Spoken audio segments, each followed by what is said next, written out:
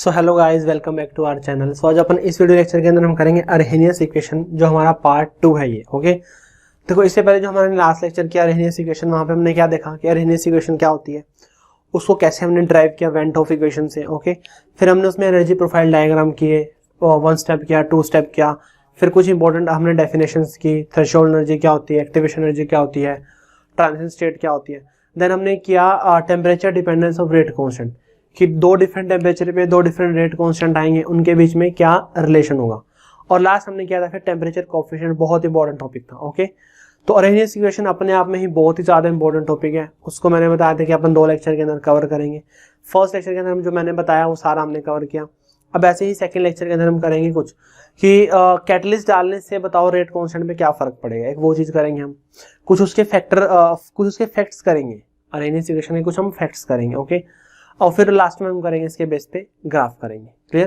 तो सबसे फर्स्ट क्या करेंगे, सबसे फर्स्ट करेंगे हम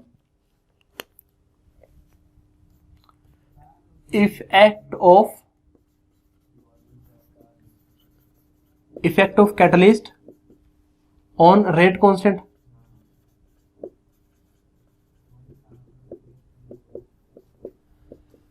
effect of catalyst on rate constant, कि जो कैटलिस्ट है, कैटलिस्ट डालने से रेट कांस्टेंट पे क्या फर्क पड़ेगा, कि रेट कांस्टेंट क्या आएगा, चेंज होगा या नहीं होगा। ओके, सबसे पहले समझते हैं कि जो कैटलिस्ट है, कैटलिस्ट होते क्या है, कैटलिस्ट का क्या रोल है।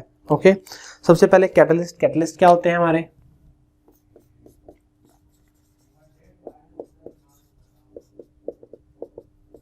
कैटलिस्ट क्या होता है, देखो कैटलिस्ट हमें पता है कैटलिस्ट क्या होता है। कैटलिस्ट होते हैं कि जिसको हम रिएक्शन के अंदर ऐड करते हैं, जो हमारे रिएक्शन के अंदर हमने उसके ऐड किया, ऐड करने से क्या होगा, वो रिएक्शन के जो पाथ है, रिएक्शन के पाथ को चेंज करते हैं। रिएक्शन की जो स्पीड है, रिएक्शन की स्पीड को चेंज करते हैं। रिएक्शन की स्पीड को इंक्रीज भी कर सकते हैं और रिएक्शन की स्पीड को डिक्रीज भी कर सकते हैं। अब जैसे सबसे फर्स्ट लेक्चर में मैंने आपको बताया था कि एक होते हमारी बहुत स्लो रिएक्शन, एक होते बहुत फास्ट रिएक्शन। दोनों को ही हम काइनेटिक्स के अंदर स्टडी नहीं कर सकते, तो इसलिए हमने क्या किया, उसके अंदर हम कैटलिस्ट ऐड कर देते हैं। जो बहुत स्लो रिएक्शन है उसको थोड़ा हम फास्ट कर देंगे, जो बहुत फास्ट रिएक्शन है उसको हम थोड़ा स्लो कर दें। इतना कर देंगे कि हम उसकी काइनेटिक्स को स्टडी कर सकें। ओके, तो कैटलिस्ट क्या काम करता है, कैटलिस्ट काम करता है कि जो स्पीड है ना, रिएक्शन की स्पीड, उसको चेंज करता है। रिएक्शन की स्पीड को क्या करता है, चेंज करता है। रिएक्शन की स्पीड को कैसे चेंज करेगा, देखो हमने क्या भी किया, अगर किसी की एक्टिवेशन एनर्जी ज्यादा है तो वो स्लो रिएक्शन होगी, किसी की एक्टिवेशन एनर्जी कम है तो वो फास्ट रिएक्शन होगी। तो स्पीड कैसे चेंज करेगा, स्पीड चेंज करेगा वो एक्टिवेशन एनर्जी से, उसकी एक्टिवेशन एनर्जी को वो चेंज कर देगा। एक्टिवेशन एनर्जी क्या कर देगा, वो चेंज कर देगा। तो उसके अकॉर्डिंग रिएक्शन जो हमारी स्लो फास्ट है वो रिएक्शन हमारी वो हो जाएगी। ओके, जैसे मैं अगर आपको एक सिंपल एक नॉर्मल उसके एग्जांपल से बताऊं, एनर्जी प्रोफाइल डायग्राम से अगर मैं आपको बताऊं कि ये हमारी एनर्जी है और ये क्या होगा, ये हमारी रिएक्शन प्रोसीड है। ओके, मैंने मान लिया कि जो ये रिएक्शन है हमारी, ये हमारा रिएक्टेंट, चलो इसको थोड़ा सा नीचे ले आते हैं, ये क्या हो गया, हमारा प्रोडक्ट हो गया। ओके, ये रिएक्शन कैसी है हमारी, ये है अनकैटलाइज्ड रिएक्शन। ये कैसे हमारी अनकैटलाइज्ड। अनकैटलाइज्ड का मतलब है कि इस रिएक्शन के अंदर हमने कैटलिस्ट को ऐड नहीं किया, बिना कैटलिस्ट की रिएक्शन का ये है हमारा। ओके, अब हमने क्या किया, हमने इसके अंदर कैटलिस्ट को ऐड कर दिया। मैंने बताया था कि कैटलिस्ट हमारे पास 2 टाइप के होते हैं, एक होता है पॉजिटिव कैटलिस्ट, एक होता है नेगेटिव कैटलिस्ट। पॉजिटिव कैटलिस्ट जो रिएक्शन की स्पीड को बढ़ा दे, जो रिएक्शन की स्पीड को क्या कर दे, जो रिएक्शन की स्पीड को इंक्रीज कर दे। रिएक्शन की स्पीड को इंक्रीज कैसे करेगा, bye decreasing its activation energy. तो ये हो गया हमारा पॉजिटिव कैटलिस्ट। देखो पॉजिटिव कैटलिस्ट ने क्या किया, जो रिएक्शन है, रिएक्शन की जो एक्टिवेशन एनर्जी पहले इतनी थी, अब इतनी हो गई। एक्टिवेशन एनर्जी क्या कर दिया, कम कर दिया। अगर एक्टिवेशन एनर्जी कम किया तो रिएक्शन क्या हो जाएगी हमारी, फास्ट हो जाएगी। तो ये तो हो गया हमारा पॉजिटिव कैटलिस्ट। ऐसे हम नेगेटिव कैटलिस्ट भी ऐड कर सकते हैं। ये हो गया हमारा नेगेटिव कैटलिस्ट। नेगेटिव कैटलिस्ट का काम क्या होता है, जो रिएक्शन की जो स्पीड है उसको क्या करते हैं, वो डिक्रीज कर देते हैं by increasing its activation energy. तो जो सारा का सारा जो खेल है ना कैटलिस्ट का, वो एक्टिवेशन एनर्जी क्या है। पॉजिटिव कैटलिस्ट करेंगे तो activation energy decrease, negative catalyst करेंगे एक्टिवेशन एनर्जी बढ़ा देगा। सारा का सारा जो खेल है वो एक्टिवेशन एनर्जी का है। पाथ चेंज कर देगा, पहले ब्लैक वाले पाथ से जा रहे थे, अब ब्लू से या रेड से जाएगी, तो पाथ क्या हो गया, पाथ रिएक्शन का वो चेंज हो गया। तो यही होते हैं हमारे कैटलिस्ट। और कैटलिस्ट की जो सबसे अच्छी स्पेशलिटी होती है, कैटलिस्ट ना रिएक्शन के अंदर कंज्यूम नहीं होते। कैटलिस्ट रिएक्शन के अंदर कंज्यूम, जितना हमने स्टार्टिंग में लेके चले उतना ही मिल जाता हमें। स्टार्टिंग में 10 ग्राम लिया था, लास्ट में मिल जाएगा। थोड़ा सा कैटलिस्ट बहुत सारे रिएक्शन को कर देगा, तो वो मैं उसके इफेक्ट्स भी लिखवाऊंगा। ओके, तो कैटलिस्ट रिएक्शन के अंदर कंज्यूम नहीं होते, यही उसकी स्पेशलिटी भी है। ओके, तो कैटलिस्ट क्या आएगा, a catalyst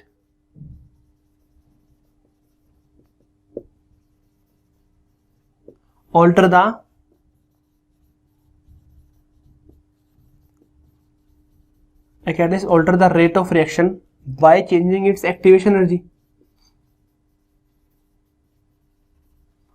by changing its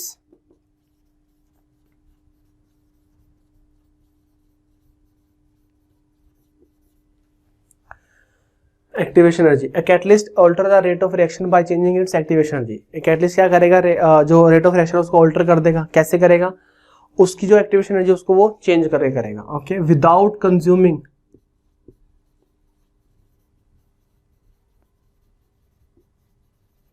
without consuming in it, बिना खुद कंज्यूम हुए, खुद वो कंज्यूम नहीं होता, बिना कंज्यूम हुए वो क्या करेगा, जो एक्टिवेशन एनर्जी उसको चेंज कर देगा, उससे रेट ऑफ रिएक्शन पे फर्क पड़ेगा। ओके, नेक्स्ट हम करेंगे types of catalyst.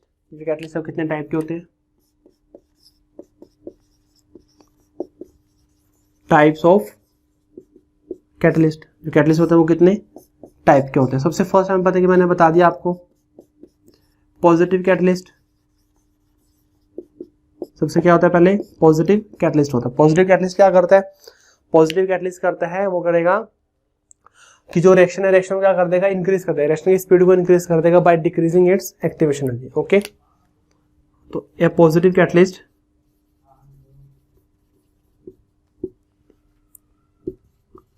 increase the rate of reaction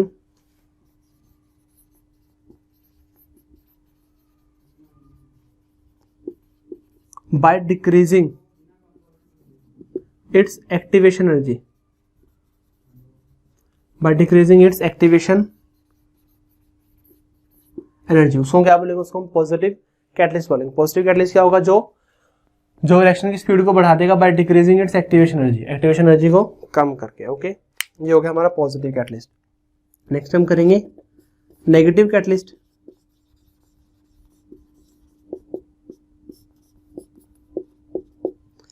negative catalyst क्या करेगा, नेगेटिव कैटलिस्ट वो होगा जो क्या करेगा, रिएक्शन की स्पीड को डिक्रीज कर देगा। Negative catalyst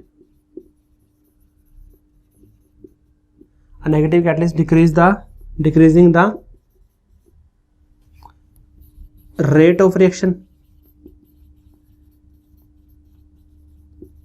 by increasing its activation energy,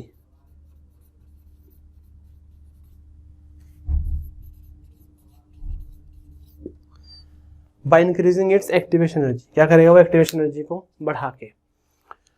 negative catalyst में क्या हो जाएगा, एक्टिवेशन एनर्जी हमारी वो इंक्रीज हो जाएगी, तो ये होगा हमारा नेगेटिव कैटलिस्ट हो। ओके, समझ आया कैटलिस्ट का मेन फंक्शन क्या है, एक इंक्रीज भी कर सकता है, डिक्रीज भी कर सकता है, दोनों ही कर सकता है। ओके, अब सबसे इंपॉर्टेंट जो कैटलिस्ट है, रेट ऑफ रिएक्शन पे क्या फर्क पड़ेगा, रेट कांस्टेंट पे क्या फर्क पड़ेगा, रेट कांस्टेंट हम कैसे उसको रिलेट करेंगे। ओके, देखो एक है हमारा, हमें पता है कि जो फॉर्मूला होता है, हमारा फॉर्मूला क्या होता है, अरेनियस इक्वेशन क्या होती है हमारी, K is equal to A E raise to power minus EA/RT, ये होती है अरेनियस इक्वेशन। ओके, अब अरेनियस इक्वेशन एक तो मैं लिख रहा हूँ अनकैटलाइज्ड रिएक्शन की, और एक मैं लिख रहा हूँ कैटलाइज्ड रिएक्शन की।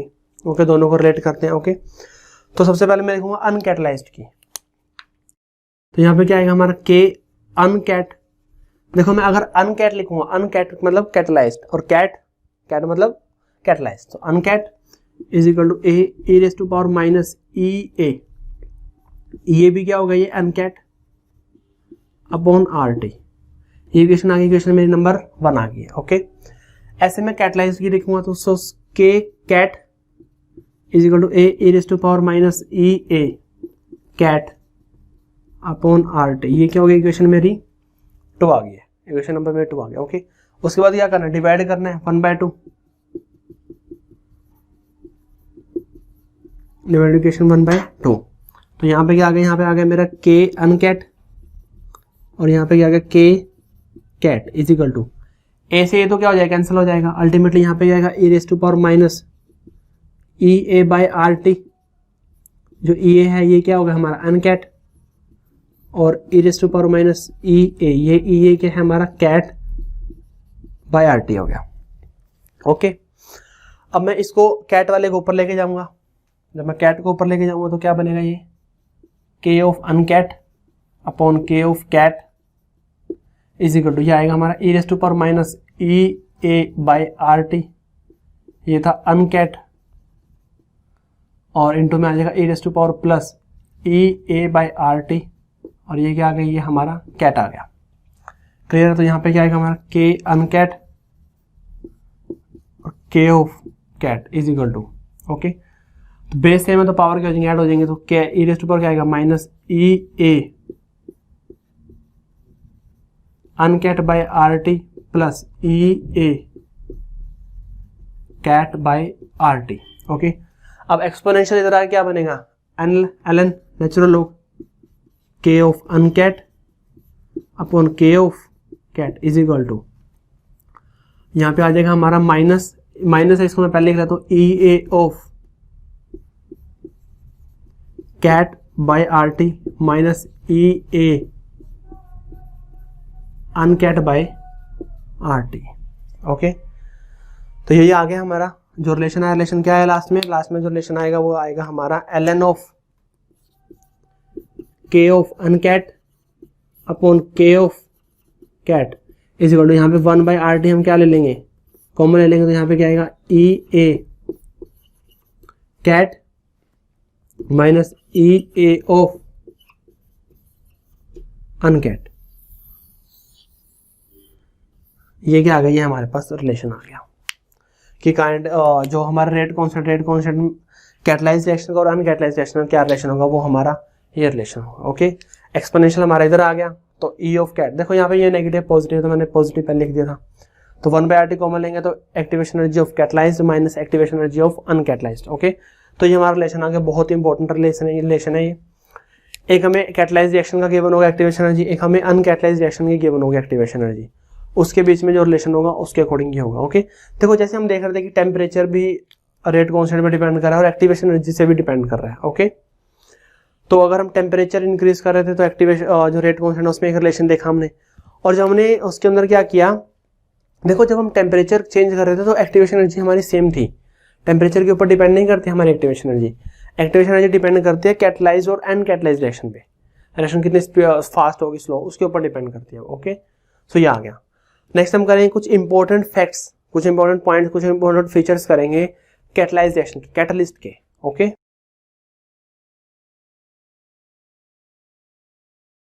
ओके, नेक्स्ट करेंगे हम some important features of catalyst.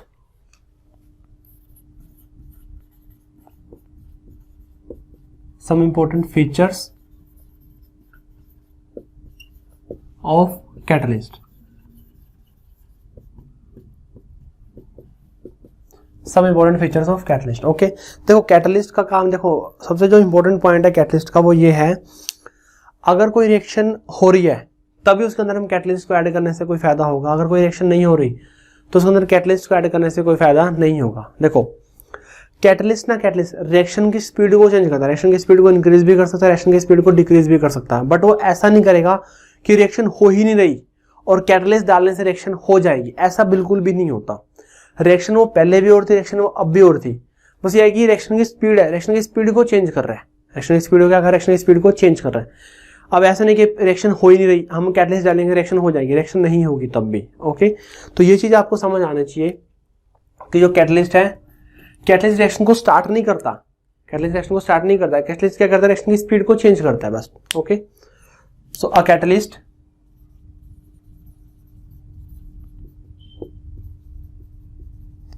Can not initiate the reaction, catalyst can not initiate the, catalyst है जो रिएक्शन को इनिशिएट नहीं करता वो। ओके, जो रिएक्शन जो पहले भी हो रही थी अब भी हो रही है, अगर रिएक्शन पहले भी नहीं हो रही तो अब भी नहीं होगी कैटलिस्ट ऐड करने से। Okay, a catalyst can not initiate the reaction, it only helps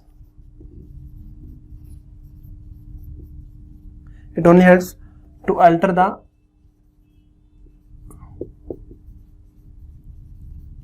rate, it only helps to alter the at rate, या फिर speed.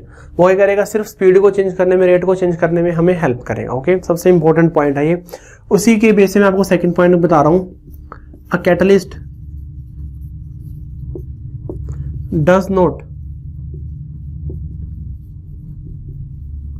Convert a non spontaneous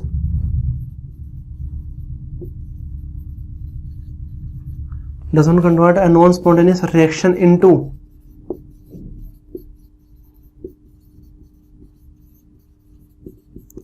spontaneous reaction. ये वही फर्स्ट की तरह ही है कि अगर कोई रिएक्शन हमारी नॉन स्पॉन्टेनियस मतलब जो रिएक्शन होगी ही नहीं, जो फेवरेबल कंडीशन पे नहीं होगी वो, ओके, तो कैटलिस्ट को ऐड करने से स्पॉन्टेनियस हो जाएगी, ऐसा नहीं होगा। क्योंकि हमें पता है ना, कैटलिस्ट रिएक्शन को स्टार्ट नहीं करता।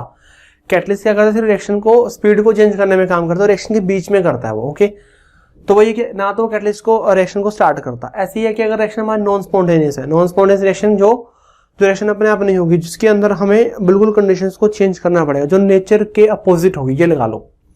नॉन स्पॉन्टेनियस जो नेचर के अपोजिट होगी, स्पॉन्टेनियस जो नेचर के साथ होगी। उसका मतलब ये नहीं है कि पहले वो नेचर के अपोजिट थी, अब ऐड कर तो नेचर के साथ हो जाएगी, ऐसा नहीं होगा। वही सेम बात है, कैटलिस्ट रिएक्शन को स्टार्ट नहीं करता, ये आपको समझ आना चाहिए, बहुत ही इंपॉर्टेंट पॉइंट है ये। ओके, नेक्स्ट करेंगे third point, a catalyst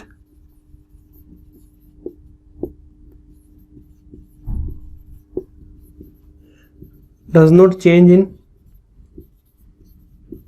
delta G and delta H।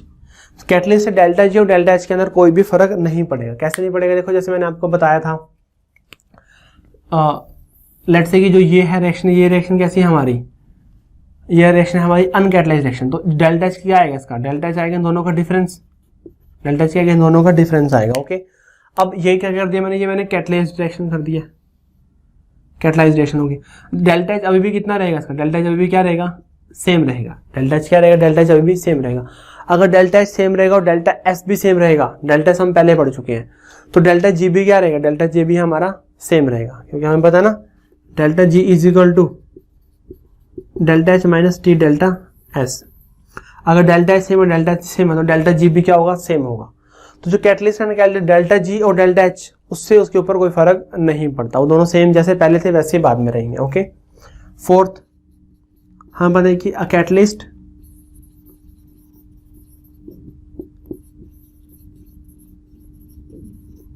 regenerate at the end of reaction,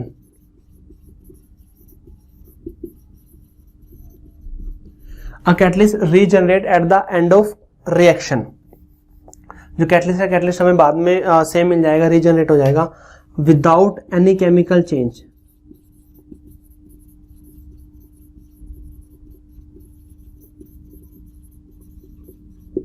without हमें एनी केमिकल चेंज, जो कैटलिस्ट है रिएक्शन के बाद में हमें एज इट इज मिल जाएगा, रीजनरेट हो जाएगा, उसके अंदर कोई भी चेंज नहीं आएगा। ओके, नेक्स्ट हमें पता है कि for reversible reaction, reversible reaction में क्या होता है, अगर हमने पॉजिटिव कैटलिस्ट को ऐड किया है, अगर रिवर्सिबल रिएक्शन में हमने पॉजिटिव कैटलिस्ट को ऐड किया तो क्या होगा, वो उससे इक्विलिब्रियम का स्टेप क्या होगा, वो जल्दी आएगा। इक्विलिब्रियम क्या होगा, वो जल्दी आएगा। A positive catalyst in reversible reaction, a positive catalyst in reversible reaction helps to attain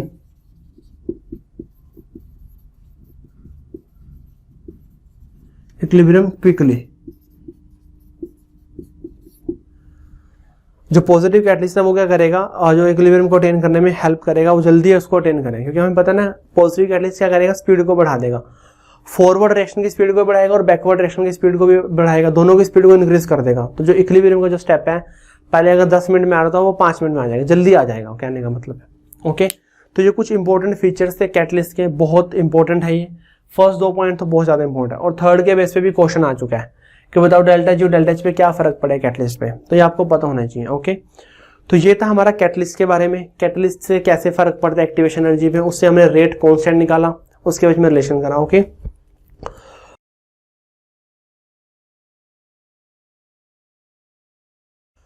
so next करेंगे हम कुछ इंपॉर्टेंट पॉइंट्स अरहेनियस इक्वेशन के बेस पे। Okay, so some important facts about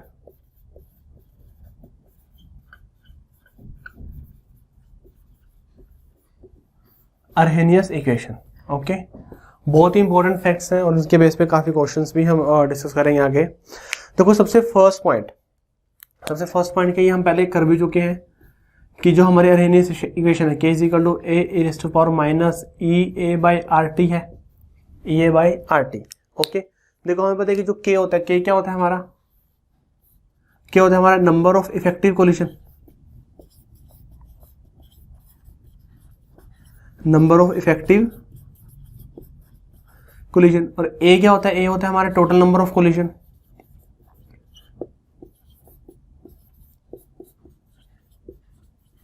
a क्या होता है हमारा total number of collision.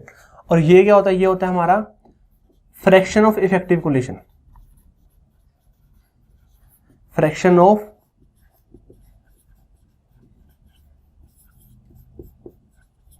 Effective collision. Okay, इसको हम एक्सपोनेंशियल फैक्टर बोलते हैं। एक्सपोनेंशियल में तो इसको क्या बोलेंगे, एक्सपोनेंशियल। ओके, इसको क्या बोलेंगे, इसको हम प्री एक्सपोनेंशियल फैक्टर बोलते हैं। इसको प्री एक्सपोनेंशियल फैक्टर ये क्या होगा, ये हमारा एक्सपोनेंशियल फैक्टर हो गया। तो सबसे जो फर्स्ट पॉइंट तो यही है, हमें पता होना चाहिए कि जो कोलिशन थ्योरी क्या बोलते हैं, जो के है, के क्या है हमारा नंबर ऑफ इफेक्टिव कोलिशन, ए क्या है हमारा टोटल नंबर ऑफ कोलिशन, और ये क्या है हमारा एक्सपोनेंशियल है, हो गया fraction of effective collision. Okay, second point की अगर हम बात करें, देखो जो हमारा e raise to power minus E A by R T है, इसको हम बोल्ट्जमैन फैक्टर भी बोलते हैं।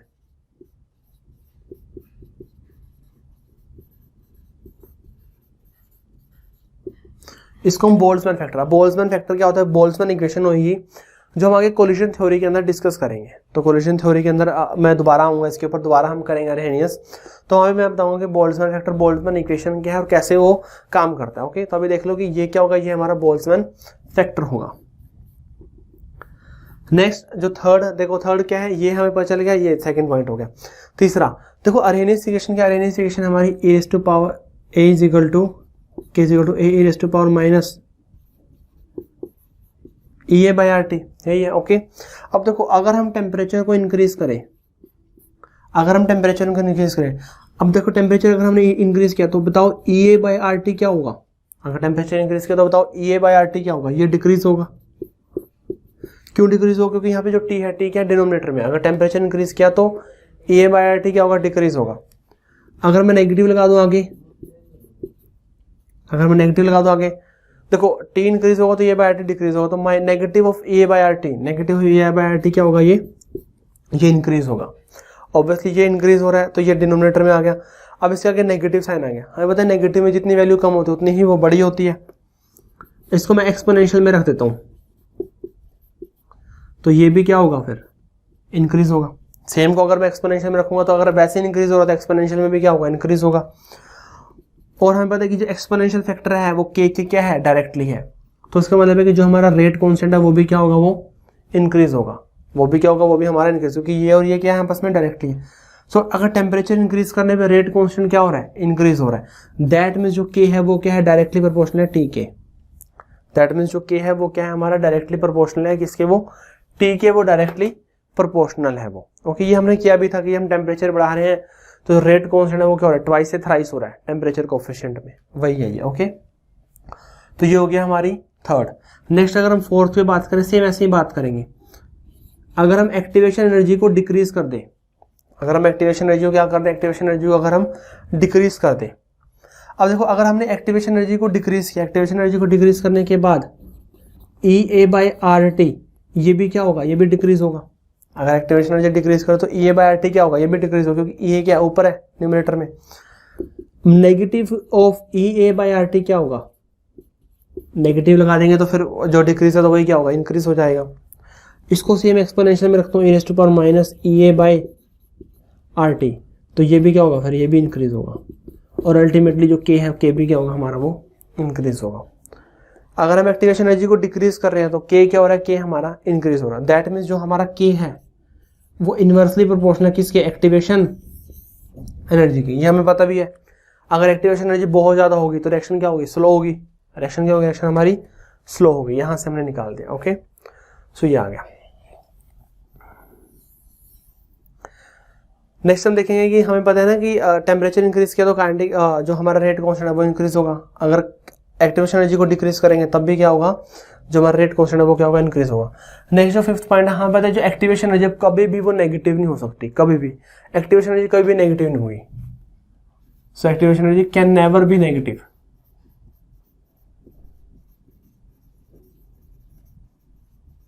एक्टिवेशन एनर्जी कभी भी नेगेटिव वो नहीं हो सकती। Okay, next sixth, unit of K and A both are same.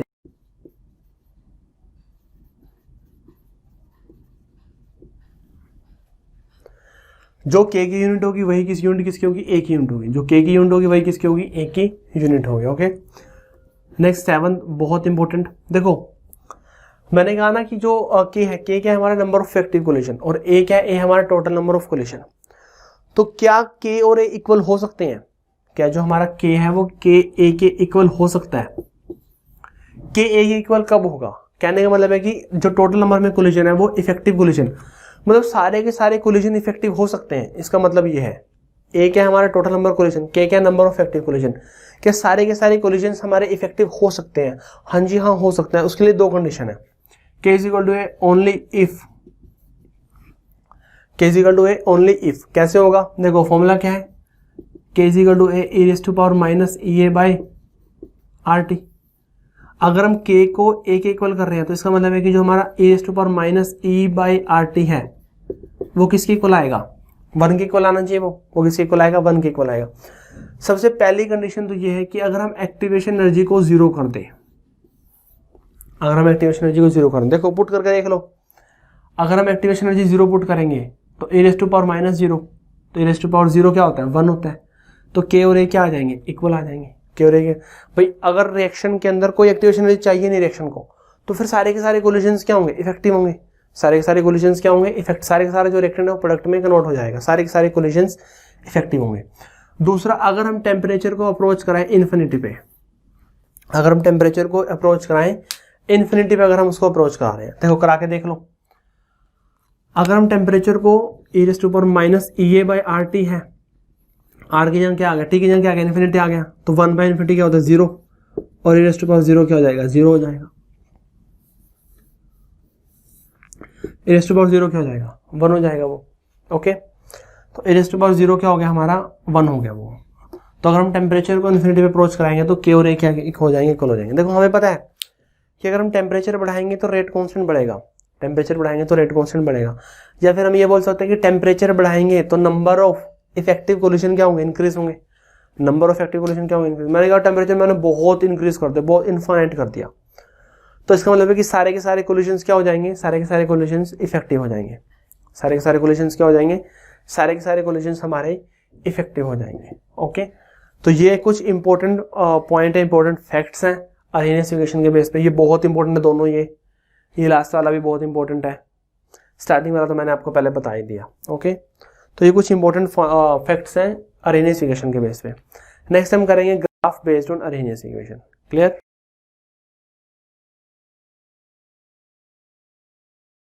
Okay, next करेंगे हम graph based on Arrhenius equation. बहुत ही ज्यादा इंपॉर्टेंट है ये graph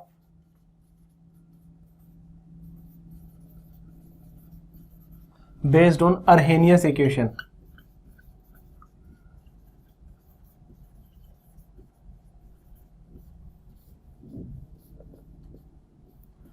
graph based on Arrhenius equation. Okay, देखो पहले चार तरह के ग्राफ करेंगे, टोटल हम 7 ग्राफ्स करेंगे इसके अंदर। 4 एक जैसे होंगे, मतलब उसमें थोड़ा बहुत चेंजेस करेंगे, 3 अलग होंगे। ओके, तो सबसे जो फर्स्ट है वो करेंगे हम D by D T ln of के वर्सेस टी।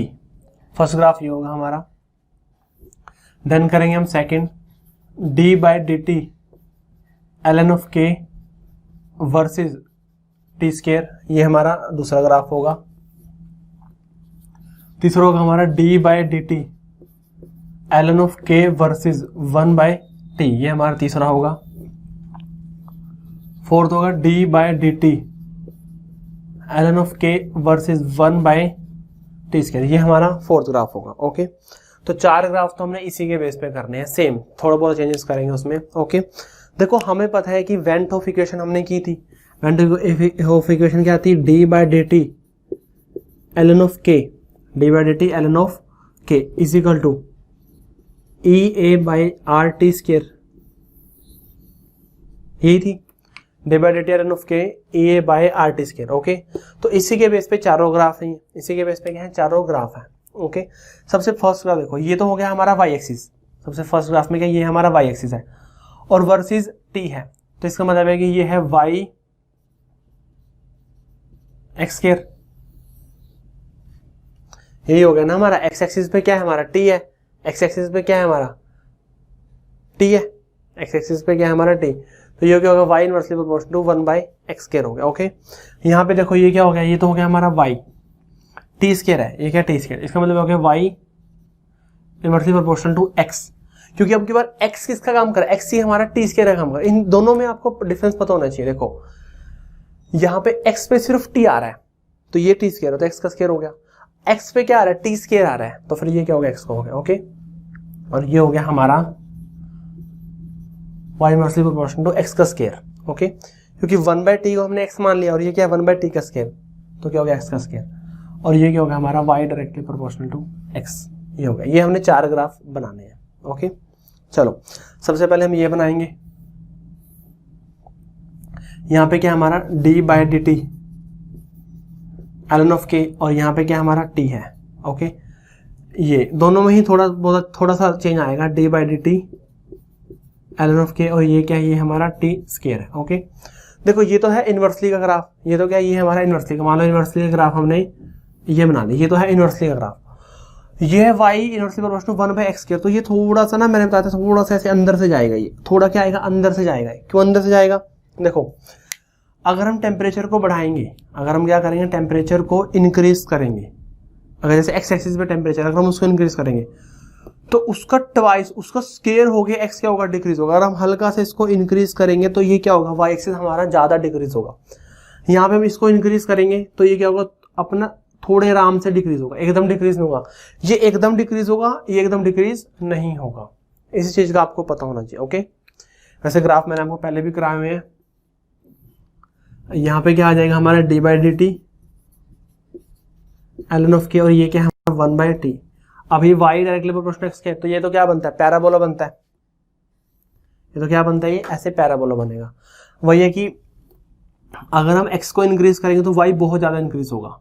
एक्स को इंक्रीज करेंगे, एक्स का स्क्वायर हो गया ना, तो वाई डायरेक्टली आ जाएगा। अगर हम एक्स को इंक्रीज करेंगे तो वाई बहुत ज्यादा इंक्रीज होगा। और ये तो सिंपल क्या है? डायरेक्टली क्या है? तो ये तो फिर स्ट्रेट लाइन जाएगी सेंटर में से, ln ऑफ के, यहाँ पे क्या आ जाएगा? 1 बाई टी स्क्वायर आएगा। ये तो क्या है? स्ट्रेट लाइन जाएगी सेंटर में से। तो ये चारों ग्राफ है, चारों ग्राफ का पता होना चाहिए आपको। ये इनवर्सली है, ये क्या है? स्क्वायर है, तो ये स्क्वायर थोड़ा ये अंदर की तरफ रहेगा। ये चीज जो है ना, ये बाहर की तरफ है, ये थोड़ा अंदर की तरफ रहेगा। हल्का सा एक्स इंक्रीज करने में वाई क्या होगा? वाई ज्यादा डिक्रीज होगा। ओके, तो इसे हल्का सा एक्स इंक्रीज करने में वाई बहुत ज्यादा इंक्रीज होगा। यहाँ पे हल्का सा एक्स इंक्रीज करने में वाई बहुत ज्यादा डिक्रीज होगा। ये डायरेक्टली, ये बिल्कुल इनवर्सली आ गया। ओके, 4 ग्राफ तो हमारे ये हो गए हैं जो हमारे वेंट ऑफ इक्वेशन के बेस पे हैं। क्लियर? ओके, नेक्स्ट जो 3 ग्राफ करेंगे हम, वो 3 ग्राफ क्या होंगे? ये हमारा 5th, ये होगा हमारा के वर्सेस एक्टिवेशन एनर्जी। ये क्या होगा हमारा? के वर्सेस एक्टिवेशन एनर्जी। ओके, ये होगा हमारा 5th ग्राफ। 6th करेंगे, वो होगा हमारा के वर्सेस टी। क्या होगा हमारा? के वर्सेस टी होगा, ये होगा हमारा 6th ग्राफ। 7th ग्राफ करेंगे हम लॉग के वर्सेस 1 बाई टी। ये करेंगे हम 7th ग्राफ, लो के वर्सेस 1 बाई टी। ओके, चलो सबसे पहले करते हैं के वर्सेस जो हमारी एक्टिवेशन एनर्जी है। हमें पता है कि जो फॉर्मूला क्या होता है अरेनियस का, फॉर्मूला होता है K is equal to A raise to power minus E A by R T. K is equal to A raise to power minus E A by R T. तो graph हो गया Y is equal Y directly proportional to E raise to power minus X. ये graph है ना, Y directly proportional to E raise to power minus X, इसका graph बना। और हमें पता है कि इसका ग्राफ कैसे होता है। ये इसका ग्राफ क्या होता है? यहाँ पे क्या आएगा? के, और यहाँ पे क्या आएगा? एक्टिवेशन एनर्जी आएगी। ओके, देखो वही है कि अगर हम एक्टिवेशन एनर्जी को 0 पुट करें अगर हम EA को 0 पुट करेंगे, देखो जब हम एक्टिवेशन एनर्जी को 0 पुट करेंगे तो क्या होगा, e रेज़ टू पावर 0, क्या होगा यहाँ पे e रेज़ टू पावर 0 हो गया। जब हम एक्टिवेशन एनर्जी को 0 पुट करेंगे तो क्या होगा, e रेज़ टू पावर 0 हो चुका है, e रेज़ टू पावर 0 तो e रेज़ टू पावर 0 क्या होगा 1, तो k किसके इक्वल आ गया, a के इक्वल आ गया, k किसके इक्वल आ गया, a के। तो जब हमारी एक्टिवेशन एनर्जी 0 है तो यहाँ पे ये पॉइंट क्या आ गया, ये हमारा a पॉइंट आ गया, ये पॉइंट क्या आ गया, ये पॉइंट हमारा a आ गया। ओके, सेकंड, जब हम एक्टिवेशन एनर्जी को इन्फिनिटी कर देंगे, जब एक्टिवेशन एनर्जी को इन्फिनिटी पुट करके देख लो, e raise to power minus infinity, e raise to power minus infinity क्या होता है, 0 होता है, तो k हमारा 0 के इक्वल आ गया, k हमारा 0 के इक्वल, तो उसके अकॉर्डिंग जो ग्राफ है वो इस तरह बनेगा। ये एक्टिवेशन एनर्जी को 0 को अप्रोच करेंगे तो फिर जो हमारा k है वो भी 0 को अप्रोच करेगा, जब हम एक्टिवेशन एनर्जी को इन्फिनिटी पे अप्रोच करेंगे। ओके, आप इसको वैसे भी नॉर्मल कर सकते हो। जब हम एक्टिवेशन एनर्जी हमने 0 कर दी, एक्टिवेशन एनर्जी 0 का मतलब है कि सारे के सारे कोलिजन्स क्या होंगे, इफेक्टिव होंगे, तो k और a दोनों क्या होंगे, इक्वल होंगे। Number of effective collision is equal to total number of collision. और जब हमने एक्टिवेशन एनर्जी को इन्फिनिटी कर दिया, एक्टिवेशन एनर्जी बहुत ज्यादा हो गई है, तो कोई भी कोलिजन हमारा इफेक्टिव नहीं रहेगा, कोई भी कोलिजन हमारा इफेक्टिव नहीं रहेगा, तो k क्या हो जाएगा, k हमारा 0 हो जाएगा, k क्या हो जाएगा, k हमारा 0 हो जाएगा, तो फिर हमारा ये ग्राफ बनेगा। ओके, सेकेंड है k वर्सेस t, बहुत ही ज्यादा इंपॉर्टेंट ग्राफ है ये, वेरी वेरी इंपॉर्टेंट। इक्वेशन क्या है हमारी, इक्वेशन है हमारी k is equal to A raise to power minus EA by RT। Okay, तो ग्राफ क्या बनेगा, ग्राफ बनेगा y A raise to power minus 1 by x, इसका ग्राफ बनेगा ये y directly proportional to A raise to power minus 1 by x, इसका graph बनेगा। Okay, चलो करते हैं इसको। यहाँ पे हमारा क्या आ गया, यहाँ पे क्या आ गया, यहाँ पे हमारा t आ गया। ओके, चलो सबसे पहले अगर हम यहाँ पे टेम्परेचर को 0 कर दें, अगर हमने टेम्परेचर को 0 कर दिया, टेम्परेचर को जब हम 0 करेंगे, देखो टेम्परेचर को 0 किया तो 1/0 क्या होगा, infinity, A raise to power minus infinity क्या होता है 0, तो k भी किसके इक्वल आ गया, 0 के इक्वल आ गया, k भी किसके इक्वल आ गया, 0 के इक्वल। भाई अगर टेम्परेचर 0 है तो k भी क्या होगा, k भी हमारा 0 होगा। जब टेम्परेचर 0 होगा तो k भी क्या होगा, k भी हमारा 0 होगा। ओके, हमें पता है कि टेम्परेचर 0 होने का मतलब क्या, एब्सोल्यूट टेम्परेचर है ये। अब जब टेम्परेचर 0 हो गया, हमें पता है कि जब टेम्परेचर इंक्रीज होता है तो number of effective collision increase होते हैं, बट जब टेम्परेचर ही 0 हो चुका है, बहुत ही कोल्ड है वो है हमारा एब्सोल्यूट टेम्परेचर, तो कोई भी कोलिजन हमारा इफेक्टिव नहीं होगा। वही कि अगर हम टेम्परेचर को इन्फिनिटी पुट करें, जब हम टेम्परेचर को इन्फिनिटी पुट करेंगे तो क्या आएगा, e raise to power minus 1 by infinity, 1 by infinity 0, e raise to power 0 क्या होता है 1, तो k किसके इक्वल आ गया, a के इक्वल आ गया, k किसके इक्वल आ गया भाई, जैसे टेम्परेचर हमारा इन्फिनिटी को अप्रोच करेगा k क्या होगा, a के इक्वल होगा। ये हमारा a है कि जैसे हमारा टेम्परेचर इन्फिनिटी को अप्रोच करेगा तो जो k है, k हमारा a के इक्वल आ गया, k क्या आ गया हमारा, a के इक्वल आ चुका है ये। ओके, तो ये बन गया हमारा k वर्सेस t का ग्राफ बन गया। क्लियर है, ये बहुत ही इंपॉर्टेंट ग्राफ है, समझ आना चाहिए वाला। ओके, नेक्स्ट है हमारा log k versus 1/t। log k versus, देखो हमें पता है कि इक्वेशन क्या है हमारी, k is equal to A raise to power minus EA by RT। a इधर आएगा तो क्या बनेगा, k by a is equal to A raise to power minus EA by RT। Exponential इधर आएगा तो log बनेगा natural log minus EA by RT। Natural log को log बेसिस तो 10 में कन्वर्ट करेंगे तो क्या आएगा, log k by a is equal to, log k by a क्या बनेगा, minus EA by 2.303 R into में 1/t। ओके, अभी log a बाई b है, log a बाई b क्या बनेगा, log a minus log b, तो अल्टीमेटली क्या आएगा, log k is equal to minus EA by 2.303 R into 1/t plus log a। ये बन गई इक्वेशन हमारी। ओके, log k और ये क्या हो गया, 1/t हो गया, log क्या हो गया, ये क्या हो गया हमारा 1/t हो गया, यहाँ पे 1/t। ओके, चलो देखो ये हो गया हमारे y, ये हो गया हमारा m, ये हो गया x और ये क्या हो गया हमारा c हो गया। y पे क्या है, यहाँ पे log k है, यहाँ पे क्या है, यहाँ पे हमारा 1/t है। log a तो पॉजिटिव होएगा, log a क्या होगा, इंटरसेप्ट क्या हमारा पॉजिटिव है, हमने मान लिया ये क्या हमारा log a है। ओके, स्लोप क्या, स्लोप इसका नेगेटिव है, तो ये क्या हो गया, ये स्लोप हो गया। Minus E A by 2.303 R. So अब क्या होगा, minus E A by 2.303 R होगा ये। ओके, तो log k वर्सेस क्या होगा, ये 1/t हो गया। क्या हो गया, log k वर्सेस 1/t हो चुका है। ओके, तो ये ग्राफ बहुत इंपॉर्टेंट है, ये वाला ग्राफ सबसे ज्यादा इंपॉर्टेंट ये वाला ग्राफ है, ये वाला समझ आना चाहिए आपको कैसे मैंने ये बनाया। ओके, तो ये 7 ग्राफ थे। अगर आपको नहीं समझ आया दोबारा एक बार देखो, वीडियो को रिवाइंड करो, दोबारा से देखो, समझ आ जाएंगे। So this is all about Arrhenius equation, Arrhenius theory लगा लो। अर्हेनियस थ्योरी में इतना ही था, सारे कंसेप्ट मैंने सारे करा दिए मैंने इसके बेस पे। नेक्स्ट अपन करेंगे कोलिजन थ्योरी, जो बहुत ही नेक्स्ट जो हमारा इंपॉर्टेंट टॉपिक है वो है हमारी कोलिजन थ्योरी। ये थी अर्हेनियस, नेक्स्ट करेंगे हम कोलिजन। तो अर्हेनियस 2 लेक्चर में किया, बहुत इंपॉर्टेंट है ये, सबसे ज्यादा इंपॉर्टेंट यही है हमारी। Okay, so that's all from my side.